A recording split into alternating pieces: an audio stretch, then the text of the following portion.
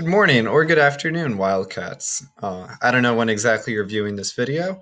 I don't know if maybe social studies is the first thing you've decided to do today, or if you're following the schedule, it's block 3, you're in the afternoon. Uh, but regardless, hello. Um, I wish I could be in school to see everyone, but obviously, other things in store. All right. The purpose of this video is to just kind of take you guys through my Schoology page, show you guys where you can find everything. All right, and then I'm going to review the assignments that I have for day 1, which is Wednesday. So today, if you're watching it on Wednesday, hopefully. All right, so without further ado, I'm going to get started. So right at the, I don't know, homepage, whatever you would call it for Schoology, in my classroom, there's going to be a new folder. It's going to be called Online Learning. Everything that we do while we are online is going to be in this folder. All right. Each day that you have social studies, so you have social studies 2 days a week, Wednesday, Thursday, there's going to be a folder for that day. There's also a past graded assignments folder right here at the top. If you're missing assignments for me, this is a great opportunity to get them in. So I'm going to come to week 1, assignment 1, which is the assignment for today, if you're watching this on Wednesday. All right. And right at the top is the assignment, okay? So the assignment isn't only the attendance piece, it's also a grade. This counts as a homework grade, and that says that here in the description. All right, just like other times we've done assignments on Schoology, you're going to have a big edit button over here on your version.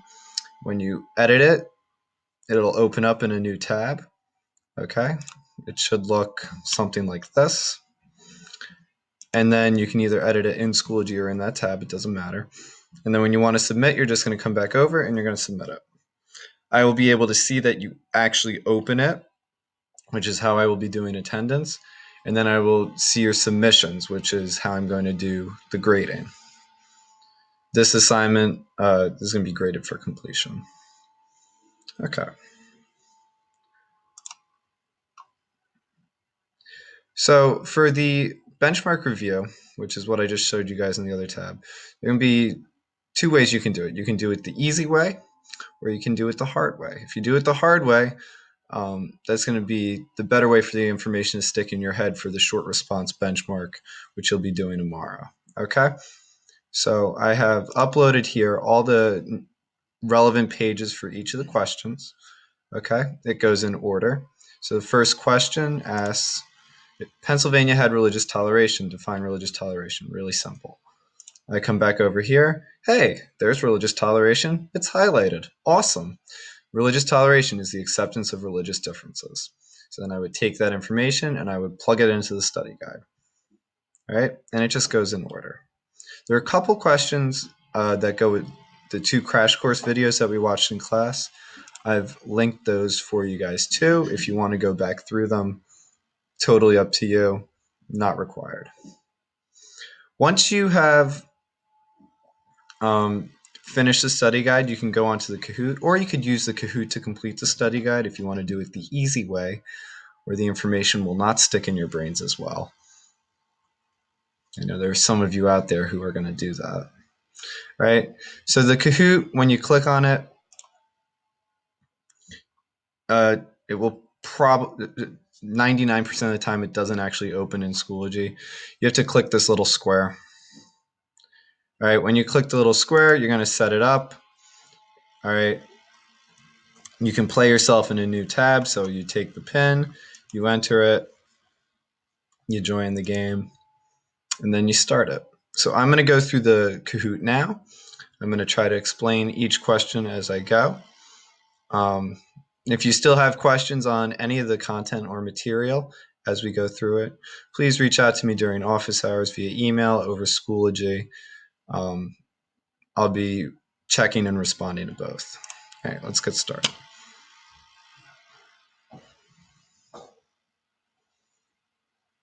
Why were people motivated to travel from Europe to the English colonies? And a little box with my face in it is blocking some of the answers right now. I'm going to move that. There we go. All right. Was it that they wanted economic opportunity to escape war, or that they wanted religious freedom? Well, it happens to be all the above. So I'm going to come back over here. And indeed, I am correct. It's all the above. So people are coming to the English colonies for all three of these reasons. Excuse me. They're coming because they can start a new life where, you know, being poor back in Europe doesn't necessarily matter. They can escape war and they can practice their religion freely if they're coming from a place without religious toleration. All motivations. Why did John Adams defend British soldiers who were involved in the Boston Massacre?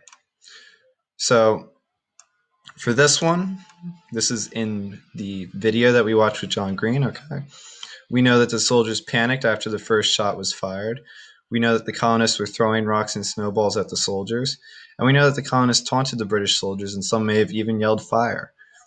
The soldiers are in a faraway land away from their families. They're scared, they're unwelcome. So this one is actually all the above. Number 3. Pennsylvania had religious toleration. Which of the following is the best definition of religious toleration? Well, gee willikers, I just said this one, the acceptance of religious differences. It's just something you need to know.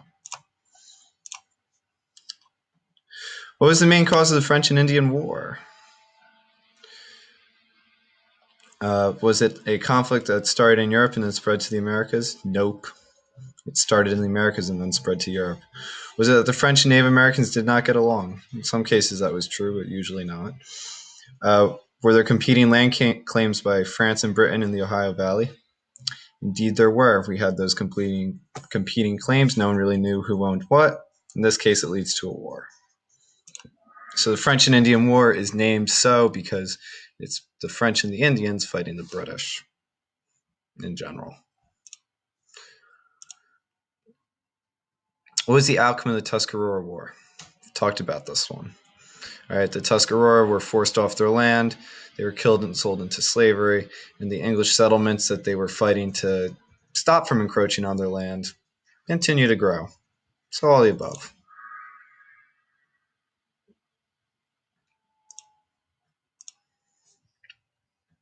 What is the purpose of British taxes on goods like sugar, tea, and paper? Was it that Parliament noticed that colonists were consuming too much sugar?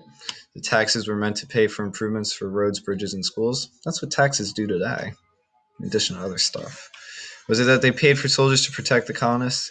And the British war debt that they incurred from the French and Indian War, or all the above? So, it can't be red triangle, because that doesn't make sense. Blue diamond isn't true for the time. So your best answer is yellow circle, which is the cause of the new taxes. Number 7. Why did poor Southern whites like slavery? Social status. This one is simple. Sure, they were fearful of slave rebellions, but that wasn't why they liked slavery. That doesn't make sense. Most of these poor Southern whites are subsistence farmers, which means they grow enough food for them to survive and make no money. So red triangle wouldn't really be true in like most cases. And then green square, why would I even ask the question if that were true? So it is yellow circle. Social status. Number 8. What did the Proclamation of 1763 do, and how did the colonists react? So this one, it prohibited settlement west of the Appalachian Mountains, and the colonists decided they were going to ignore that. So the whole point is it's very expensive to protect this massive area of land. The French are out there, the Native Americans are out there. Neither of them like the English colonists. And the colonists aren't big on rules. They're not big rules people. So they ignore it. Number 9. How did slaves resist slavery? This one's from the crash course video. It's linked for you guys in Schoology. Marriage, Christianity, and literacy. All right, so learning to read and write. These are a few of the ways that they resisted slavery and the dehumanization that came with it, but they're not the only ways. So for this one, it's all the above.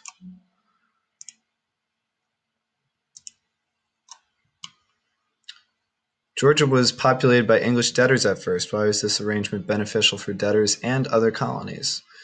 All right, so debtors, they avoid jail because in the 1600s, if you were a debtor, you went to debtor's prison and became really difficult to pay off your debt when you were in jail.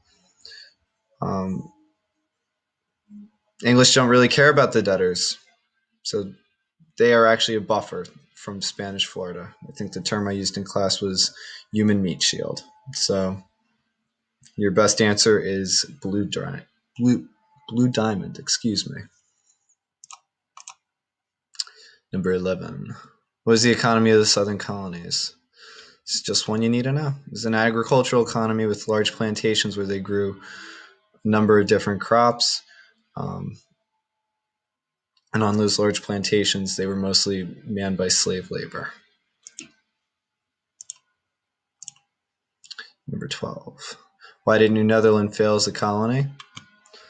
Was it that they had poor leadership? No, that guy named Peter Stuyvesant, he was a pretty good leader. Was it that they had a large army that used all their resources? No, their army was 150 people. Was it that life was good in the Netherlands and people didn't travel there? Yep. Or was it that they were overpowered by the Spanish? Nope, the Spanish are in California, Mexico, Florida, parts of Texas, Central America, but they are definitely not in New York where New Netherland is. Number 13, New York and Philadelphia were port cities. Why were they in a good location for trade? They were both built on rivers, which were easy for ships carrying goods to access. So your earliest colonial cities, they're going to develop by rivers because that's where the goods coming in from around the world are being shipped to, and that's where the stuff that they're producing is going out. So it's green square. 14. English kings allowed the colonies to govern themselves and didn't interfere much at first. There's a simple reason for this. The colonies were far away and not very valuable. Later on, when the colonies become bigger, more successful, they become very valuable because of the natural resources. North America is rich in natural resources. England is not. It's a tiny island. So then Parliament and the king become very interested in the colonies. But at first, they're kind of like, do whatever you want. So your answer here is blue diamond. And last, explain the slogan, no taxation without representation. If we were in class, we could chant it right now. Mr. Soto and Mr. Greenberg could hear us through the wall. But we're not. All right, this one is pretty simple. New taxes were put in place without a colonial representative in Parliament. They weren't huge on that. All right, so that brings us to the end of the Kahoot, guys. Look at that. I've won. If you have any questions on any of the questions that I just went over, if you have any questions on the reading that I have scanned in for you guys in Schoology, if you have any questions on how to submit the assignment or how to access it, please, again, reach out to me. All right. I'm going to try to do a video each day. And that's kind of it. So I hope you are all doing well. I miss you guys already. And that's it for social studies. Thanks.